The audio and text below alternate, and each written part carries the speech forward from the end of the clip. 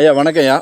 தினம் தினம் எங்களுக்கு வித்தியாசமான மூலிகைகளை அறிமுகப்படுத்துறீங்க. அல்லது தெரிஞ்ச மூலிகையா இருந்துச்சுன்னா, அதில தெரியாத ஏதோ ஒரு தகவல சொல்றீங்க. இன்னைக்கு எங்களுக்கு எந்த மூலிகைய அறிமுகப்படுத்த போறீங்க ஐயா? ஐயா இது அவரி மருந்து எந்த மருந்தாவது சாப்பிட்டுட்டு அந்த அந்த மருந்துனால வர விஷத்தை வந்து இதனுடைய வேர் வந்து முறியடிக்குதுங்க.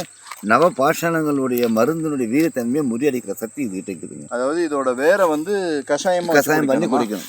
கஷாயம் பண்ணி குடிச்சு ஹேர் டைன்னு சொன்னீங்க இல்லையா? ஆமா ஐயா. அதுல நிறைய பேருக்கு இந்த அவுரியோட மருதாணியை மட்டும் சேர்த்துட்டு எனக்கு கலர் வரலைங்க, நல்லா இல்லை அப்படின்றாங்க. சில பேர் கரிசாலையும் சேர்த்து பார்த்தாங்க, கலர் வரலான்றாங்க.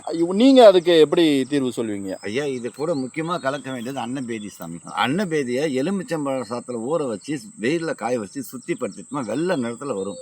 அந்த வெள்ளை நிறத்தோட இந்த அவரி இலை, கரிசலாங்கண்ணி இலை, மருதாணி இலை இதை சேர்த்து நம்ம பூசோம்னா இயற்கையான ஒரு டை.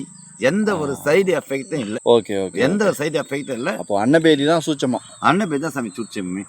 அப்படியே அந்த ஒயிட் பேப்பர்ல போட்டோம்னா கண்ணங்கரியல் அப்படியே அட்டை மாதிரி பிடிச்சிக்கும். ஏன்னா நிறைய பேர் பயன்படுத்திட்டு முதல்ல கருப்பா இருந்ததுங்க, ஆனா அப்புறம் கழுவுனா எல்லாமே போயிடுச்சு, ஒட்டவே இல்லை, அந்த அளவுக்கு செம்பட்டையா இருக்குது அப்படிம்பாங்க. இது அதான் சூச்சமும் அன்னபேதி.